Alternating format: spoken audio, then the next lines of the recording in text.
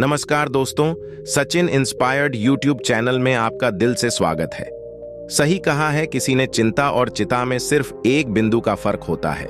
इस दुनिया में कुछ लोग बेवजह चिंता करते हैं, बिना किसी कारण ही अपने आप को और मन को परेशान करते रहते हैं। चिंता हमें बीमार करती है।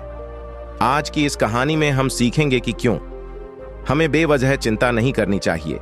एक गांव में एक किसान था जिसे एक बहुत ही बुरी आदत लग चुकी थी, और वह आदत थी बेवजह चिंता करने की। वो हर समय किसी न किसी चीज की चिंता करता ही रहता। वो हर समय सोचता रहता है कि कहीं मेरे साथ कुछ गलत ना हो जाए, जबकि उसकी जिंदगी में अभी तक सब कुछ ठीक ही चल रहा था। उसके पास एक बड़ा सा खेत था जिसमें अच्छी खासी फसल हो जाती थी। खेती करने के लिए 2 बैलगाड़ियां थीं, एक अच्छा घर था, एक पत्नी और 2 प्यारे बच्चे थे। लेकिन फिर भी वो किसी न किसी अनहोनी के बारे में सोचकर बेवजह चिंता करता रहता। कभी सोचता है कि अगर मेरी फसल में कीड़े लग गए तो क्या होगा? अगर आवारा पशुओं ने फसल को बर्बाद कर दिया तो क्या होगा? अगर सूखा पड़ गया या अत्यधिक बारिश हो गई तो मेरी फसल खराब हो जाएगी। ऐसे ही वो भविष्य की अन्य बातों के बारे में सोचकर बेवजह चिंता में डूबा रहा था। जैसे कि कहीं खेती के समय मेरे बैल बीमार ना पड़ जाए, मेरे बच्चों का भविष्य कैसा होगा, कहीं बुढ़ापे में मुझे कोई बड़ी बीमारी ना हो जाए, मेरे बच्चे बुढ़ापे में मेरा ख्याल रखेंगे भी या नहीं, वगैरह वगैरह।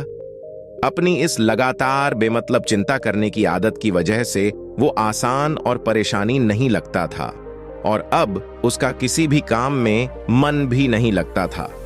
उसकी पत्नी ने भी इस बात को अनुभव किया कि उसे बिना मतलब चिंता करने की आदत पड़ चुकी है। उसने उसे कई बार समझाने की कोशिश भी की, तुम बेवजह चिंता करना छोड़ दो, लेकिन उसके समझाने का कोई मतलब नहीं रहा। उसे पता चला कि नगर में एक महात्मा आए हैं जिनके पास सारी समस्याओं का हल है। फिर एक दिन वो उसे लेकर एक बौद्ध भिक्षु के आश्रम में पहुंची। बौद्ध भिक्षु बहुत ही बुद्धिमान और ज्ञानी व्यक्ति थे। किसान और उसकी पत्नी अपनी सारी समस्या बौद्ध भिक्षुओं के समक्ष रखती। किसान ने कहा, महात्मा, मैं हर समय किसी न किसी बात की चिंता करता रहता हूँ। मैं ज्यादातर उन बुरी चीजों के बारे में सोचकर चिंतित होता रहता हूँ जो अभी तक मेरे साथ हुई भी नहीं। किसान की समस्या को पूरे ध्यान से सुनने के बाद बौद्ध भिक्षु ने कहा, ठीक है, तुम दोनों कल सुबह आना और फिर मैं तुम्हें तुम्हारी समस्या का समाधान बता दूंगा। अगली सुबह जब किसान और उसकी पत्नी बौद्ध भिक्षु के आश्रम में पहुंचते हैं तो देखते हैं कि बौद्ध भिक्षु बहुत ही चिंतित अवस्था में जमीन पर पालथी मारकर बैठे हुए हैं और उनके सामने एक दूध से भरा गिलास रखा हुआ है।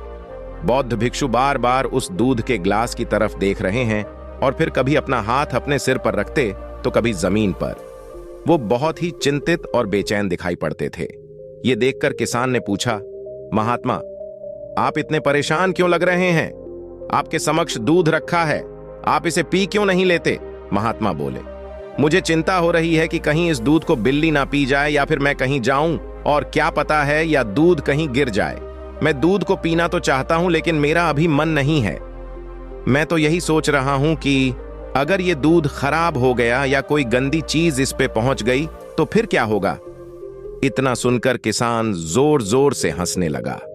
किसान ने हंसते हुए कहा, इसमें इतनी चिंता करने वाली कौन सी बात है? ये दूध ही तो है। अगर इसे बिल्ली ने गिरा दिया, ये खराब हो गया, या फिर किसी ने इसे पी लिया तो क्या हो गया? ये आपको दोबारा मिल जाएगा। और वैसे भी आपका चिंता करना व्यर्थ है, क्योंकि ना तो अभी इसे बिल्ली ने गिराया है, ना ही खराब हुआ है, और ना ही अभी इसे किसी ने पिया है। और हो सकता है कि भविष्य में ऐसा हो भी ना।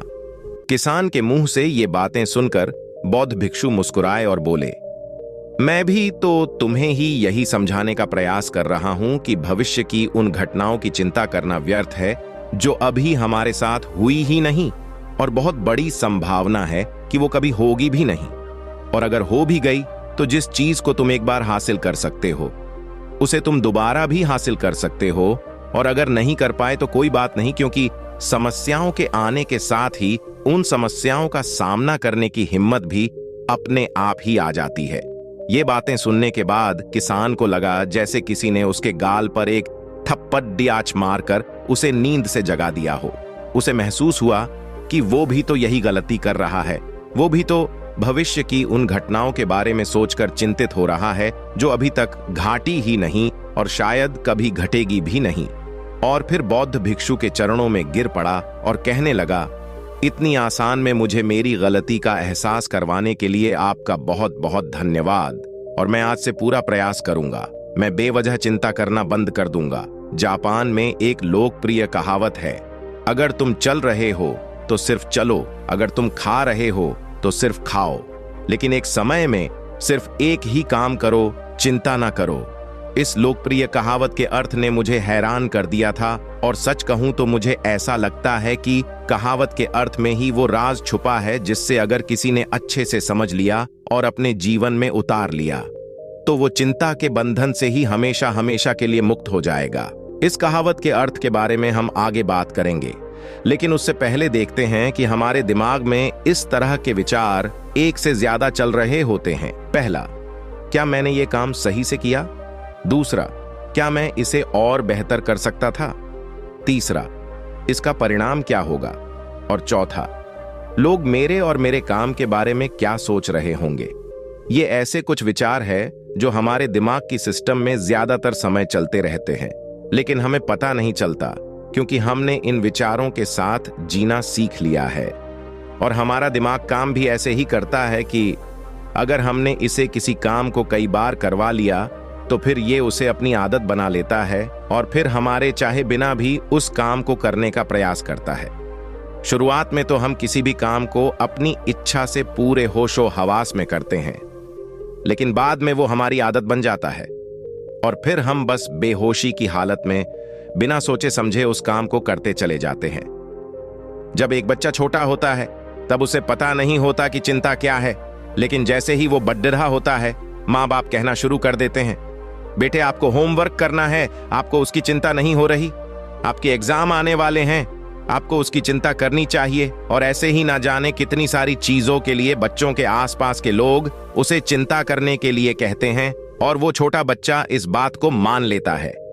ये अच्छा, किसी भी काम को करने के लिए हमें उसकी चिंता करनी पड़ती है और फिर वो भी किसी काम की घटना के बारे में बार बार सोचने लगता है। शुरुआत में तो वो ये काम जानबूझकर करता है, लेकिन धीरे धीरे उसका मन इसे अपनी आदत बना लेता है और फिर ना चाहते हुए भी उसका मन एक ही विचार के बारे में बार बार सोचता रहता है और फिर वो अपनी पूरी जिंदगी चिंता के इस जाल में फंस कर रह जाता है।